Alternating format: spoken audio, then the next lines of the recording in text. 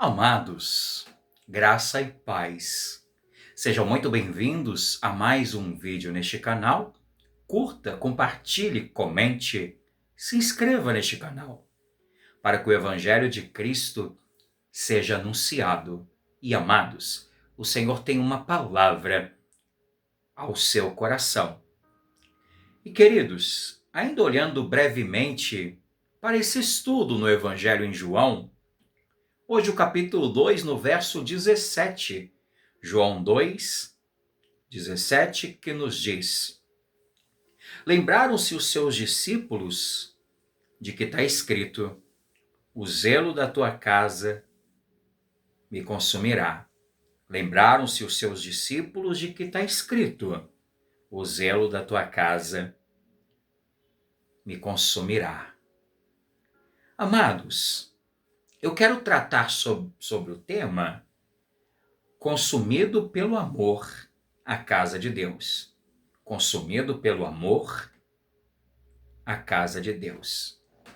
E, queridos, quando Jesus ele entra no templo e encontra aquele espaço sagrado tomado por comércio, Cristo, amados, não está apenas reagindo a uma desordem externa. Cristo, queridos, está revelando a profundidade do que significa a verdadeira adoração a Deus. Amados, o templo havia sido dado como o sinal da presença divina no meio do seu povo. Ou seja, era um lugar de congregar, um lugar de oração, como também de reverência ao Senhor. Porém, amados, aquilo que deveria de fato apontar para Deus havia sido atravessado por interesses humanos. E aquilo que era sagrado foi misturado ao lucrativo. E nesse cenário, amados, entendam, essa ação de Cristo, ela não é impulsiva, mas ela é profundamente reveladora. Ou seja, amados, Cristo manifesta em forma visível o zelo perfeito pela glória do Pai. E os discípulos, amados, ao presenciarem aquela cena, não interpretaram como algo isolado, mas como o cumprimento vivo das Escrituras. Os discípulos lembraram que já estava escrito em Salmo 69, no verso 9, né? Que o zelo pela casa de Deus consumiria o Messias. Ou seja, amados, aquilo que era promessa se tornava ali realidade diante dos seus olhos. Em Cristo, amados, a palavra de Deus, ela não é apenas ensinada. Ela é encarnada, ela é vivida. Ela é plenamente cumprida. Precisamos entender, amados, que esse zelo que consome Cristo não se trata de um sentimento humano descontrolado, como se fosse uma reação emocional diante de uma ofensa momentânea. Não, não se trata disso. Ou seja, em nós, o zelo muitas vezes se mistura com orgulho, impaciência, defesa pessoal. E por isso, amados, em nós se torna instável e até injusto. Agora, em Cristo, queridos, não há qualquer sombra de pecado ou de desordem dentro do seu coração. O que vemos aqui em Cristo, amados, é algo infinitamente mais profundo. Em Cristo vemos essa razão perfeita, como também harmoniosa da santidade divina em ação. Isso significa, amados, que o zelo de Jesus não nasce de um impulso, mas o zelo de Cristo nasce da sua própria natureza santa, sendo revelada de forma visível e concreta. Em Cristo, amados, a santidade não é apenas uma característica abstrata de Cristo, mas a santidade é uma realidade viva que se manifesta em palavras, atitudes e julgamentos que são perfeitamente injustos. Perfeitamente justos. Por isso, amados, quando Cristo purifica o templo, não estamos diante de uma explosão emocional.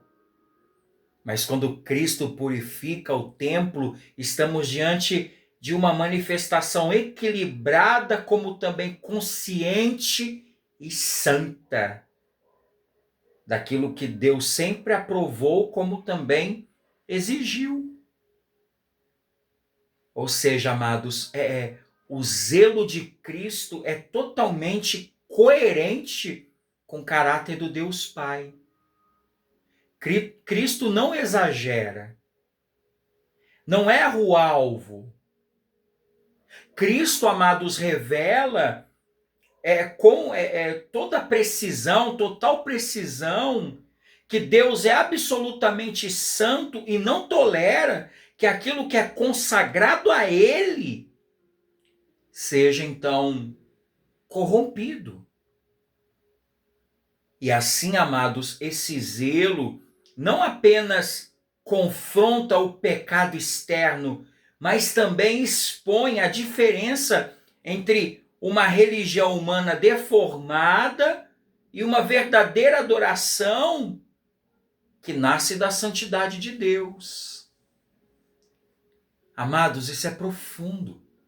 Bendito seja Deus, porque em Cristo o zelo não é um fogo descontrolado, mas um fogo puro. Em Cristo, o zelo não é uma reação carnal, mas uma revelação divina. Em Cristo, o zelo não é um impulso passageiro, mas uma expressão eterna dessa vontade soberana e perfeita do Deus Pai sendo executada no tempo. Tudo que Cristo, queridos, faz está completamente orientado pela vontade e pela glória do Deus Pai. Por isso, amados, entendam, a profanação do templo não é um detalhe menor. A profanação do templo fere o propósito da casa de Deus. Então, Cristo age como aquele em quem não há divisão entre a vontade de Cristo, entre o seu amor e a sua santidade. O zelo de Cristo, amados, vai revelar a nós um coração inteiramente tomado por Deus. Isso sem qualquer mistura de ego ou de conveniência. E ao mesmo tempo, amados, esse episódio vai apontar também para algo maior. O próprio Cristo é o verdadeiro cumprimento do templo. O edifício sagrado, amados, era apenas sombra. A realidade está diante dos olhos dele em pessoa encarnada. Ou seja, o lugar entre o encontro com Deus e os homens já não era mais definido em pedras, mas pela presença gloriosa do Filho. E esse zelo, amados, que o consome, não apenas purifica um espaço físico, mas aponta para essa obra que culminará na cruz, onde ali Cristo será totalmente entregue, consumido em obediência, como também em sofrimento, para que essa comunhão entre Deus e o homem fosse plenamente restaurada. E assim, amados, esse consumirá não fala apenas de intensidade emocional, mas de uma vida inteira inclinada à vontade do Pai, mesmo quando isso o conduz ao sacrifício. Cristo, amados, perceba, não preserva a si mesmo. Cristo se doa completamente. O zelo pela casa de Deus o levará até o fim da sua missão redentora, onde a justiça e a graça se encontram. E sendo assim, amados, a vitória cristã, ela é um fato consumado. E nós somos chamados a refletir esse mesmo zelo. Não como uma tentativa de imitar apenas uma atitude externa, mas como fruto de uma transformação que já aconteceu no coração. E, em primeiro lugar, somos confrontados a abandonar toda forma de religiosidade que preserva a aparência e que perde essa centralidade de Deus. Ou seja, amados, a casa de Deus, ela pode ser lugar de interesses pessoais. Mas o coração do crente não pode haver esse espaço dividido entre a adoração e a autopromoção. Porque Cristo continua purificando aqueles que pertencem a Ele. E, em segundo lugar, esse texto ele nos chama a uma reverência contínua diante da santidade de Deus.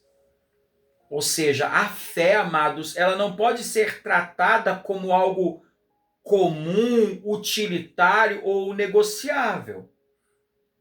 Por quê? Porque o zelo de Cristo vai expor que Deus não é um acessório da vida humana. Mas Deus, ele é o centro absoluto de tudo. Por isso, o coração do discípulo também é chamado a ser continuamente purificado. Por quê? Para que nada roube o lugar central que pertence ao seu Deus e Senhor. E por fim, amados, somos também conduzidos a uma vida que não é mais centrada em si mesmo, mas que é de fato consumida pelo amor à casa de Deus. E isso, amados, significa viver de forma rendida, sabe? Onde de fato a glória de Deus se torna o eixo das nossas decisões, dos nossos desejos, pensamentos, prioridades.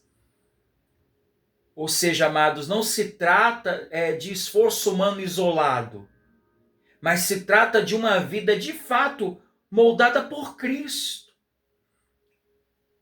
Cristo é que nos ensina que ali o verdadeiro sentido da existência está em ser totalmente voltado para a vontade do Deus Pai. Cristo ali estava sendo consumido pelo amor à casa de Deus.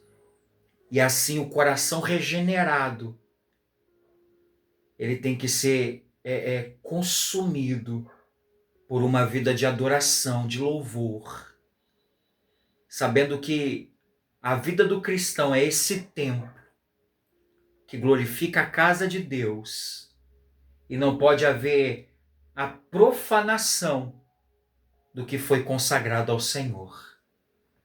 Amém? Curve a sua fronte, feche os olhos. Pai maravilhoso, que a nossa vida seja de fato um instrumento da Tua glória. Nos purifica, Senhor, de todo pecado, para que vivamos em obediência ao Senhor, em reverência, em adoração, vivendo para Ti, Pai, de todo o coração. Que a nossa vida seja cada dia transformada, purificada, e o Senhor seja visto e glorificado em nome e para a glória do Teu Filho Jesus. Amém, Senhor. Amém, queridos? Então que o Senhor aplique a sua palavra no nosso coração. Deus abençoe o seu dia, o seu trabalho e a sua amada família. E até mais com reflexões para a vida.